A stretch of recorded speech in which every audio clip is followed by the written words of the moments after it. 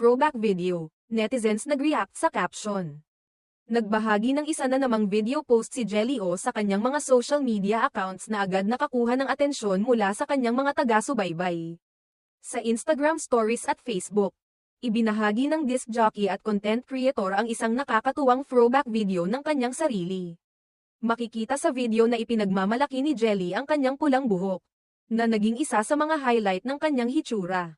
Sa caption ng kanyang post, nagbigay siya ng isang pahayag na agad naging usap-usapan, kung saan binanggit niya ang mga salitang, "binigbogs," at "jelly ouch." Nagsulat si Jelly ng, "Bani, binigbogs" ng Joe Ables, na nagtulak sa mga followers na magbigay ng kanilang reaksyon. Sinundan pa niya ito ng isang pahayag na may halong biro, "Mapapa jelly ouch. Ka-TLGA sa sakit besh." Ang mga salitang ito ay nagpasik sa kalakaran ng mga komento sa kanyang post. Dahil dito,